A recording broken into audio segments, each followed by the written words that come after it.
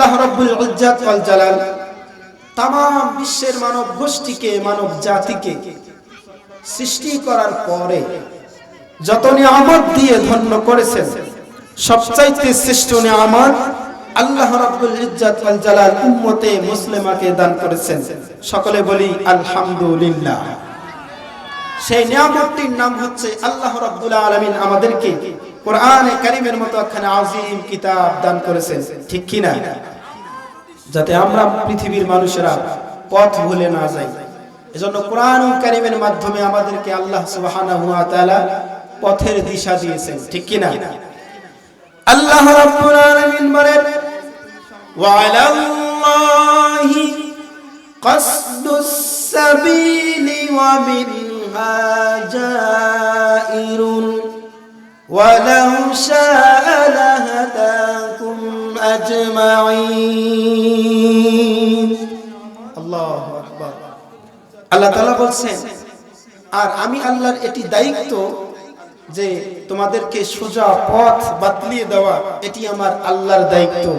যেখানে রয়েছে অসংখ্য বাঁকা পথ, অসংখ্য বাঁকা রাস্তার মধ্য থেকে সোজা রাস্তা দেখিয়ে দেওয়ার দায়িত্ব গ্রহণ করেছেন কে? আল্লাহ তাআলা। আল্লাহ রাব্বুল আলামিন কোরআনুল কারীমের আরেক জায়গায় এভাবে বলেছেন, ইন্না আলাইনা লাল হুদা। আল্লাহ তাআলা বলেন, এটি আমার একান্তই দায়িত্ব, দিস ইজ মাই রেসপন্সিবিলিটি, যে আমি আমার বান্দাদেরকে হেদায়েত প্রদর্শন করব। কন্না সুবহানাল্লাহ। আওয়াজ দিয়ে বলেন সুবহানাল্লাহ। এই হেদায়েতের রাস্তাটা চেনানোর জন্য আল্লাহ রাব্বুল আলামিন যুগে যুগে অসংখ্য আম্বিয়া আলাইহিস সালাম, অসংখ্য মুরসালিনগণকে পৃথিবীতে পাঠিয়েছেন। সর্বশেষ আমাদেরকে, যাকে আরবিতে বলা হয় ইরাতুত তারিক, রাস্তাটাকে চেনানোর জন্য পাঠালেন নবিয়ুনা হাবিবুনা মুরশিদুনা কুদওয়াতুনা সাইয়্যিদুনা রফিকুনা মুহাম্মাদুর রাসূলুল্লাহ সাল্লাল্লাহু আলাইহি ওয়াসাল্লামকে। এবং তিনি যেন সুচারুরূপে আমাদেরকে সঠিক রাস্তাটা বলে দিতে পারেন, সেজন্য আল্লাহ তাআলা তাকে দিলেন কোরআনে কারীমের মতো একখানা আযীম গাইড বুক, ঠিক কি না?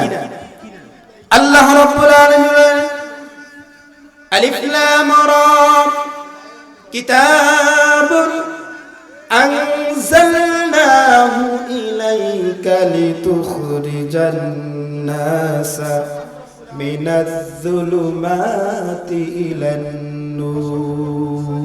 আল্লাহু আকবার। আলিফ লাম রা এটাকে হরফে মুকাত্তাআত বলা হয়, আল্লাহু আ'লামু বিমুরাদি। এরপরে আল্লাহ বলছেন কিতাবুন আনজালনা, ওগো আমার পয়গম্বর, আমি আপনার উপরে এই কিতাব, প্রিয় ভাইরা আমার, আল্লাহ সুবহানাহু ওয়া তাআলা গোটা কোরআনকে কিতাব বলে সম্বোধন করেছেন। কন্না সুবহানাল্লাহ।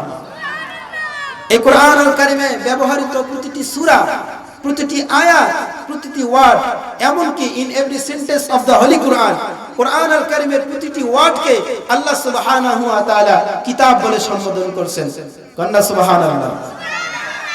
আল্লাহ তাআলা বলেন, কিতাবুন আনজালনাহু ইলাইকা লিতুখরিজান নাসা মিনাজ-যুলুমাতি ইলান-নূর। এই কিতাব আমি আপনার উপরে নাজিল করলাম, রিভিল করলাম, এই জন্য আপনি যেন লিতুখরিজান নাস, আন-নাস, এখানে আন-নাস শব্দের অর্থ হচ্ছে all humanity, all human being.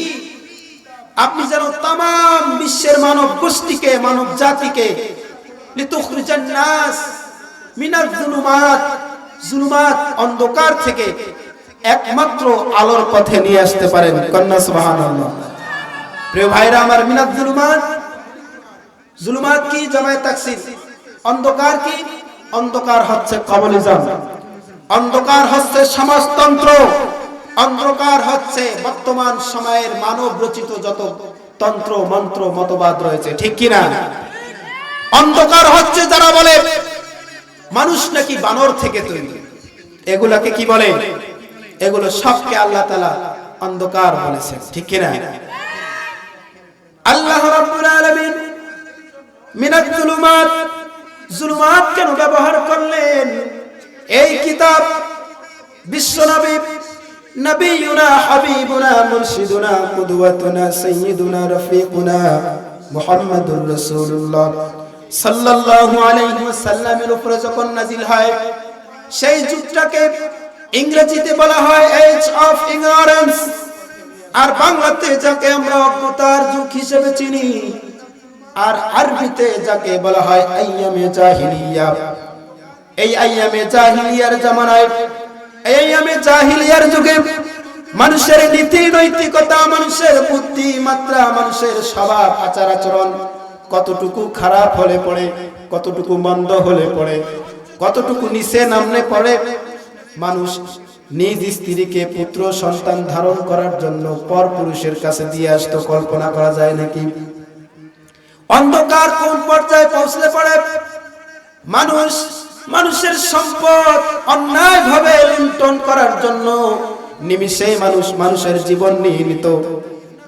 এরকম অন্ধকারের সময় আল্লাহ রাব্বুল আলামিনের পয়গম্বরের উপরে আল্লাহ তাআলা কুরআনুল কারীম নাযিল করে বললেন, কিতাবুন আনজালনাহু ইলাইকা লিতুখরিজান নাস। ওগো আমার হাবিব, এই কিতাব দিয়ে আপনি এই অন্ধকারাচ্ছন্ন মানুষগুলোকে আলোর পথে নিয়ে আসেন। সম্মানিত ভাইরা, আল্লাহ রাব্বুল আলামিনের পয়গম্বর এই কিতাব নাজিলের পূর্বে তিনি এই অন্ধকারাচ্ছন্ন মানুষগুলোকে আলোর পথে নিয়ে আসবার জন্য চেষ্টা করলেন নিজের জীবনের 15টি বছর। কত বছর? আওয়াজ দিয়ে বলেন, কত বছর? কোরআন নাজিলের পূর্বে তিনি 15 বছর যাবত মানুষকে অন্ধকার থেকে, যারা জালেম তাদেরকে জালেমের থেকে বের করে আনার জন্য, যারা মাজলুমকে সহযোগিতা করার জন্য তিনি সময় ব্যয় করলেন নিজের জীবনের গুরুত্বপূর্ণ 15 বছর। কত বছর? এই 15 বছরে তিনি অনেক কৌশল অবলম্বন করেছেন, অনেক রাস্তা অবলম্বন করেছেন, কিন্তু 15 বছর সাধনার পরে পৃথিবীতে 15 সেকেন্ডের জন্য আল্লাহর পয়গম্বর পৃথিবীতে শান্তি প্রতিষ্ঠিত করতে পারেন নাই। কেন পারেন নাই জানেন? আল্লাহ রাব্বুল আলামিন পরবর্তী টাইমে কুরআনুল কারীম নাযিল করে বললেন, ওগো আমার হাবিব, 15 বছর আপনি অনেক কৌশল অবলম্বন করেছেন, কিন্তু কোনো শান্তি আনতে পারেন নাই। কারণ হলো মা কুনতা তাদরি মাল কিতাবু ওয়ালাল ঈমান। আপনি জানতেন না কিতাব কি জিনিস। What is the guideline, what is the guide book. Quran কি জিনিস, কিতাব কি জিনিস, এটা আপনি জানতেন না। এই কোরআন মানুষকে অন্ধকার থেকে আলোর পথে নিয়ে আসতে পারে, এই কোরআনের জ্ঞান আপনার ছিল না, তাই আপনি মানুষকে অন্ধকার থেকে বের করে আলোর পথে নিয়ে আসতে পারেন নাই। আমার ভাইরা, বিশ্বনবী নবিয়ুনা হাবিবুনা মুরশিদুনা সাইয়্যিদুনা রফিকুনা মুহাম্মদ আরবি সাল্লাল্লাহু আলাইহি ওয়াসাল্লাম এই কিতাব পাওয়ার পরে, আল্লাহ সুবহানাহু ওয়া তাআলার কিতাব পাওয়ার পরে তিনি তিনার মুভমেন্ট, তিনি তিনার জাতি পরিচালনা শুরু করলেন। এবং এই কোরআন পাওয়ার পরে তিনি এমন একটি জাতি তৈরি করলেন, এমন একটি সংগঠন তৈরি করলেন, এমন একটি যুগ মানুষকে উপহার দিলেন। সেই যুগে সুদ ছিল না, সেই যুগে ঘুষ ছিল না, ধর্ষণ ছিল না, সেই যুগে পাপাচার ছিল না, কোনো প্রকার অন্যায় ছিল না। কিসের মাধ্যমে বলেন ভাই? কোরআনুল কারীমের মাধ্যমে। কিসের মাধ্যমে? কোরআনুল কারীমের মাধ্যমে। প্রিয় ভাইরা আমার, যেই কোরআন দিয়ে আমার নবী বিশ্বনবী মুহাম্মদুর রাসূলুল্লাহ এমন একটি জাতি তৈরি করলেন, সেই জাতিতে কোনো ধর্ষণ ছিল না, খুন ছিল না, হাজারি ছিল না। সেই কোরআন আমাদের মাঝে আজও আছে না নাই? আওয়াজ দিয়ে বলেন, আছে না নাই? কিন্তু সেই কোরআনের শান্তি কি আজ আছে? কোরআনের শান্তি কি আজ আছে? আমার ভাইরা, গত শুক্রবারের দিনে প্রত্যেকটা মসজিদের মিম্বার থেকে ওয়াজ হয়েছে, প্রত্যেকটা মসজিদের খতিব সাহেব ওয়াজ করেছে 31st নাইট বেহায়াপনা পালন করা যাবে না। কিন্তু তারপরেও গতকালকে রাত্রে 31st নাইট অধিকাংশ মুসলমান পালন করেছে। আমার ভাইরা, চিন্তা করেন, শুক্রবারের দিনে খতিব সাহেব হুজুর বলেছেন এই 31st নাইট পালন করা যাবে না, কিন্তু তারপরেও মানুষ পালন করেছে, কারণ রাষ্ট্র থেকে এই কথা বলা হয় নাই 31st নাইট পালন করা যাবে না। আমার ভাইরা, কোরআন যদি রাষ্ট্রে বসে ঘোষণা দেয় হারাম কাজ মুসলমানরা করতে পারে না, যদি রাষ্ট্র থেকে এই ঘোষণা আসতো তাহলে 31st নাইটের এই বেহায়াপনা থেকে আমাদের মুসলিমরা বেঁচে যেত, ঠিক কিনা? সম্মানিত ভাইরা, এই যে 31st নাইট বেহায়াপনা কোরআন না থাকার কারণে হয়েছে, ঠিক কিনা? আমার ভাইরা, আমরা যদি কোরআন দিয়ে, আল্লাহ রাসূল সাল্লাল্লাহু আলাইহি সাল্লাম বলেছেন তোমরা যদি কোরআন পাওয়ার পরে কোরআন বিধান মানো, আল্লাহ তাআলা আবার শান্তি দিবেন বলে ওয়াদা করেছেন।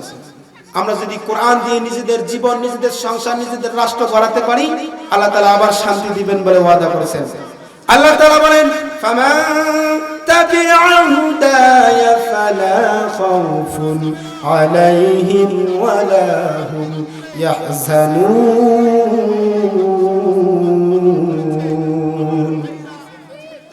আল্লাহ রাব্বুল আলামিন বলেন যারা আমার কোরআনের বাণীগুলো পাওয়ার পরে, কোরআনের শাশ্বত বাণীগুলো পাওয়ার পরে যাদের নিজের জীবনের অনুসরণ করবে, নিজের জীবনে মানিয়ে নেবে, নিজের রাষ্ট্রে মানিয়ে নেবে, সংসারে মানিয়ে নেবে, আল্লাহ রাব্বুল আলামিন বলেন লা খাউফুন আলাইহিম ওয়ালা হুম ইয়াহজানুন। তাদের কোনো ভয় নাই, তাদের কোনো দুশ্চিন্তাও নাই। সুবহানাল্লাহ বলেন। কার কথা? আল্লাহর কথা। তাহলে আমরা কোরআন দিয়ে নিজেদের জীবন সাজাবো তো ইনশাআল্লাহ? কোরআন দিয়ে নিজেদের সংসার সাজাবো তো ইনশাআল্লাহ? কথা বলেন, কোরআন দিয়ে নিজেদের সংসার সাজাবো কিনা?